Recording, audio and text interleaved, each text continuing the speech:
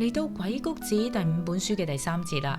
今日同大家講個超勵志嘅故事。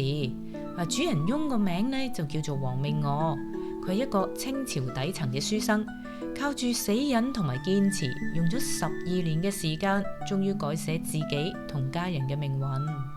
話說王命岳出身喺極度貧困嘅家庭，全家有成10口人噶。阿媽除咗要做家務之外，仲要幫人縫衫啊，做啲針線活，換少少米養家啦。有時屋企冇米落鑊呢，阿媽仲要偷偷地喺米缸攞一注米煮俾佢啲細路仔食，但係自己呢就捱到半飢半飽咁樣，所以佢望落呢就皮黃骨瘦咁樣噶。王命岳睇到屋企咁樣呢，細細個就立下決心，一定要讀書考科舉，改變呢頭家。不過佢19歲呢先考中秀才，去到呢個年紀呢，喺當時嚟講已經唔細噶啦。不過佢冇放棄，為咗養家呢，佢去咗啲私塾嗰度做先生，幫人教小朋友讀書。但係呢啲私塾呢，從來都唔會尊重做老師嘅人，待遇又唔高。佢哋認為嚟得教書嘅只係嗰啲冇出息嘅讀書人，所以工錢少得可憐啊。而嗰陣嘅佢工資就係每月3斗米再加3文錢，仲要養晒成家人，真係杯水車薪啊。有一次佢同佢主人家講，就話啦：我唔要你啲錢啊，不如你每日俾3餐我食就得啦。點知個主人家呢仲覺得貴喎，每日3餐太貴啦，我俾你2餐啦。不過王命岳呢冇得揀，唯有應承啦。就係咁樣，每日捱住2餐，頂住肚餓，咬實牙關咁樣教書讀書。屋企又唔止佢一個，仲有阿爸阿媽、老婆仔女。有時朋友見到佢咁窮，都會送啲嘢食過嚟，佢自己都唔捨得食啊，全部轉手送晒俾屋企人，自己繼續捱。不過命運呢，仲要同佢開玩笑喎。喺23歲嘅時候，佢阿爸過世，要守候3年，冇得考試。27歲呢，又到阿媽過身，又要守候3年。喺古代呢，守孝期間係唔可以參加科舉噶，就係咁樣，佢又白白浪費咗幾年啦。好多人喺呢個時候早就放棄啦，但係王命岳冇喎，佢守孝期間一樣冇停過讀書，每日照樣勤力咁樣練習，從來都冇偷過懶。就係咁樣，最後由19歲中秀才，去到31歲先考中舉人，再去到35歲呢，佢終於喺清朝順治嘅12年考中進士。前前後後佢足足用咗12年。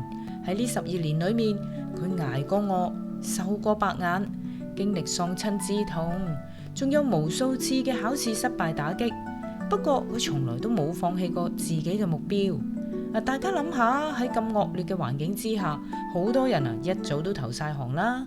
但係王命岳用行動證明，只要你目標夠清晰、夠堅持，就算喺最底層出身都好啦，都可以一樣靠自己改變命運啦。不過除咗喺以前歷史上面嘅王命岳之外呢，喺2026嘅今年，我哋都出咗一個差唔多嘅故事，而且呢個故事令大家感覺得更加熱血添啊！相信大家可能估到我要講邊個啊？冇錯，就係近期經常喺 WSBK 賽事裏邊攞到冠軍嘅張雪機車。張雪咧用咗20年，同王命岳一樣，出身自非常貧困嘅家庭，憑住自己對機車熱愛同埋相信自己，最後打出一片天，喺一個只有歐洲車行同埋日本車行壟斷嘅局面衝咗出嚟。唔知大家知唔知道喺比賽嘅前2年，張雪已經有合夥人嘅啦，而且公司亦賺緊錢。但係張雪為咗要自己研發電單車嘅氣缸呢，同合夥人分家，佢不惜放棄原先公司嘅股份，重新建咗新公司，再去搞研發。最終2年之後嘅今日，佢贏得 WSBK 好多場嘅冠軍啊！從以上2個故事裏面，我哋睇到，當你經過審時度勢之後再做決定呢，只要個決定係啱，你自己就一定要堅持，咁樣就會成功噶啦。冇錯，鬼谷子係教過我哋，如果有時呢路唔轉，人要識得轉，但係有時路係啱呢，你就可能要堅持長啲嘅時間，唔應該無啦啦走咗去轉第二條路。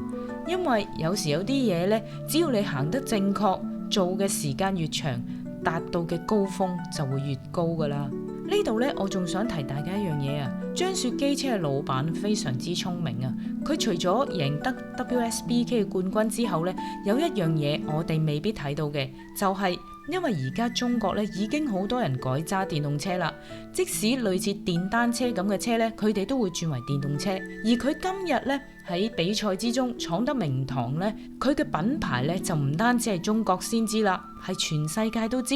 咁即使中國最後電單車越嚟越少嘅市場都唔緊要，佢嘅電單車可以受到其他國家嘅青睞。所以你話高手做生意望得幾咁遠，幾咁犀利呢？一句話講晒，唔係所有堅持都值得讚，盲目嘅堅持呢就係死蠢。